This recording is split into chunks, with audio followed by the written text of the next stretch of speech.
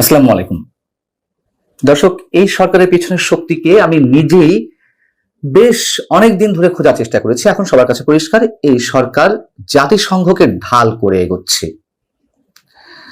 মহাসচিবের মুখ দিয়ে, জাতিসংঘের মহাসচিবের মুখ দিয়ে, অ্যান্টনিও গুতেরেসের মুখ দিয়ে বের করা হলো সংস্কারের পক্ষে সাফাই। এরপরে রাখাইনের উদ্দেশ্যে বাংলাদেশের মধ্য দিয়ে কথিত মানবিক করিডোরের কথা এলো, তাকে দিয়ে যুক্তরাষ্ট্রের যে চাওয়াটি সেটি বের করে নিয়ে আসা হলো।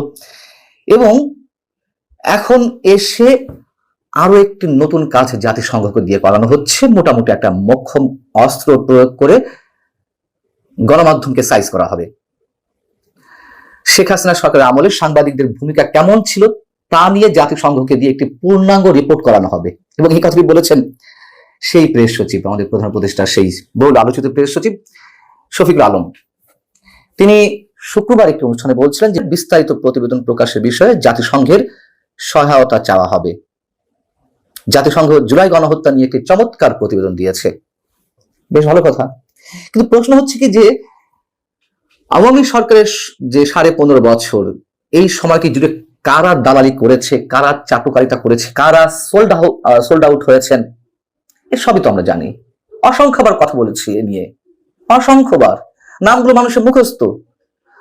তো একটা গণমাধ্যম সংস্কার কমিশনও করা হলো, তারা প্রতিবেদনও দিয়েছে সরকারের কাছে। তাহলে এখন আবার জাতিসংঘকে দিয়ে প্রতিবেদন করানোর কি অর্থ আছে? উদ্দেশ্যটা কি? উদ্দেশ্যটা অবশ্যই কিছু একটা আছে। এবার জাতিসংঘের মাধ্যমে এ ধরনের একটি প্রতিবেদন করানোর নামে দেশের সব গণমাধ্যমকে একটা হুমকির মুখে রাখার ব্যবস্থা করা হচ্ছে। যে কোনো সময় বন্ধ করে দেওয়া করা হতে পারে, যে কোনো সময় সাইজ করা হতে পারে, এবং করা হোক আর না করা হোক, এই প্রতিবেদনটি গণমাধ্যমগুলো তো একটা হুমকির মুখে থাকবেই, ভয়ের মুখে থাকবেই।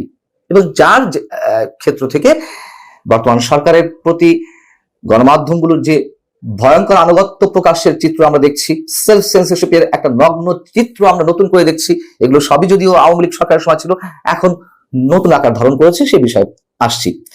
প্রেস সচিব বলেছেন যে জাতিসংঘকে অনুরোধ করা হবে বিশেষজ্ঞ একটি প্যানেল করে গত 15 বছরের 3টি নির্বাচন, আইসিটির রায়ে ফাঁসি, মাওলানা সাইদির মামলার রায়ের পর সারা দেশে সংঘটিত ঘটনায় প্রাণহানি, শাপলা চত্বর ট্র্যাজেডি সহ সব বড় বড় ঘটনাগুলোতে কেমন সাংবাদিকতা হয়েছে, সাংবাদিকদের ভূমিকা কেমন ছিল, তা অনুসন্ধান করে বিস্তারিত প্রতিবেদন প্রকাশ করতে।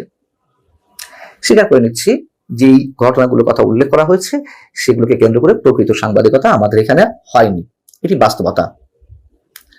কিন্তু কথা হচ্ছে যে জুলাই গণহত্যা নিয়ে যে রিপোর্টটি জাতিসংঘ দিয়েছে, যেটির এক্সাম্পল শফিকুল আলম ওই অনুষ্ঠানে তুলে ধরেছেন, তারপর থেকে জাতিসংঘকে সরকার যে হাত করে নিয়েছে, বা তার আগে থেকে, এটি তো স্পষ্ট। আমরা জানি যে জাতিসংঘের দাবি ছিল যে 2024 সেপ্টেম্বর পর্যন্ত গণহত্যার একটি রিপোর্ট তারা তৈরি করবে। কিন্তু যতদূর জানি, যদি ভুল না হয়ে থাকে, সরকারের পক্ষ থেকে বলা হলো যে না, এটি 5 আগস্ট পর্যন্ত করতে হবে। অনেকদিন ধরে পরে জাতিসংঘ 15 আগস্ট পর্যন্ত তদন্ত রিপোর্ট দিল, এবং এই রিপোর্টে যে প্রভাব বিস্তার করা হয়েছে, এবং এখানেও যে মার্কিন খেলা থাকতে পারে, অস্বাভাবিক কিছু নয়। 15 আগস্ট পর্যন্ত তারা কত মানুষ নিহত হয়েছেন পরিসংখ্যানটি কি দিল? 1400 মানুষ। কিন্তু তারা কিন্তু আলাদা করে দেখায়নি যে 5 আগস্টের আগের সময় এবং 5 আগস্টের পরে 15 আগস্ট পর্যন্ত। অবশ্যই তো দুটি পর্ব, তাই না? 5 আগস্টের পর তো আর শেখ হাসিনা ছিলেন না। তাহলে এই 1400 মানুষের মধ্যে কতজন 5 আগস্টের আগে নিহত হয়েছেন আর পরে কতজন নিহত হয়েছেন, এটি কেন আলাদা করে দেওয়া হলো না? এবং এই যে 15 আগস্ট পর্যন্ত 1400 মানুষ নিহত হয়েছেন, এটিকেই সরকার লুফে নিয়েছে এবং ওইভাবেই তোতা পাখির মতো আওড়াতে থাকে যে 1400 মানুষই জুলাই আন্দোলনে নিহত হয়েছেন। আবার সরকারের পক্ষ থেকে যেই প্রতিবেদন দেওয়া হয়েছে 5 আগস্ট পর্যন্ত জুলাই আগস্ট আন্দোলনে 852 জন নিহত হয়েছেন।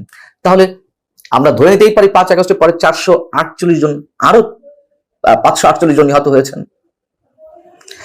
এবং এই প্রশ্নটি, এই যে জাতিসংঘের প্রতিবেদনের মধ্যে শুভঙ্করের ফাঁকি, অথবা সরকার একদিকে 852 জন বলছে, তাহলে বাকি 548 জন কখন, কাদের দ্বারা নিহত হলো, এই প্রশ্নগুলো একবারের জন্য বর্তমান সময়ের গণমাধ্যমগুলো কেউ করেছে?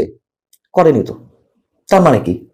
গণমাধ্যম যে চেহারায় ছিল সেই চেহারায় এখনো আছে এবং আরো বেশি নগ্নতা লাভ করেছে।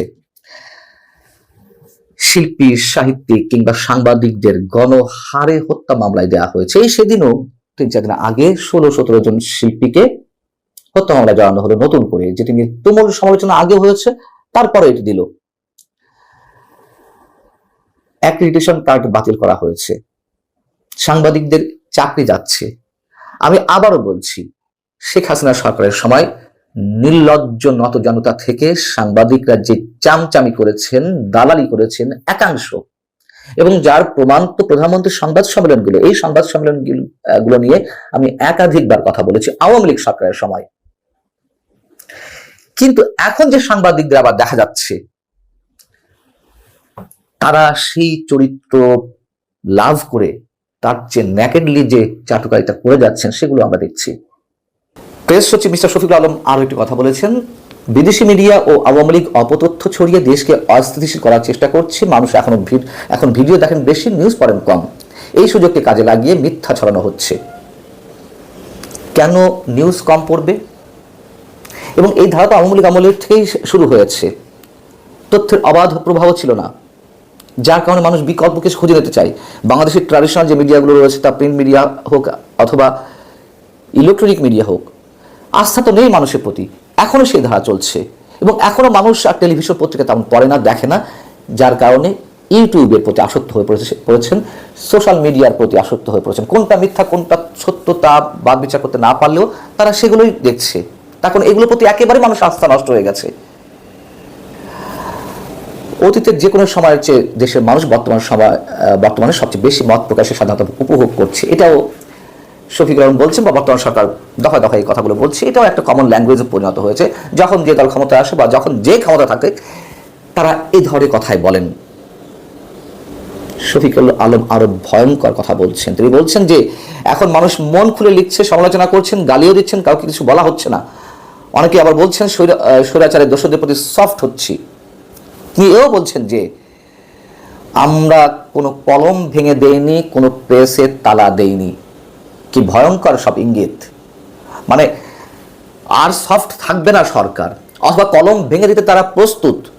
কলম ভাঙিনি এটাই নাকি অনেক।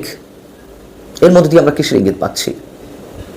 এবং এই ধরনের মব ক্রিয়েট করার মতন কথাবার্তা তো হাসনাত আব্দুল্লাহরা কতদিন আগেই বলেছেন। সেই ভাষায় প্রেস সচিবের কণ্ঠে প্রতিধ্বনিত হচ্ছে, কলম ভাঙিনি আমরা। তার কারণ কলম তারা যে কোনো সময় ভেঙে ফেলবেন। এখানে আমাদের আর কিছু বলার নেই। বিষয়টা হচ্ছে যে আওয়ামী লীগ ডিজিটাল অ্যাক্টের মাধ্যমে বা সাইবার সিকিউরিটি অ্যাক্টের মাধ্যমে অনেক সাংবাদিকের বিরুদ্ধে মামলা দায়ের করেছে, অনেকে কারাগারে নিয়েছেন, কেউ কেউ গুমেরও শিকার হয়েছেন। সত্য কথা, তার চেয়েও ভয়ঙ্কর এখন চলছে। কেন চলছে? আওয়ামী লীগের সময় মব ছিল না। এখন মব ক্রিয়েট করে যে কোনো গণমাধ্যমের সামনে জিয়াফত করা হয়, মব ক্রিয়েট করে গণমাধ্যম ভাঙচুর করার হুঁশিয়ারি দেওয়া হয়।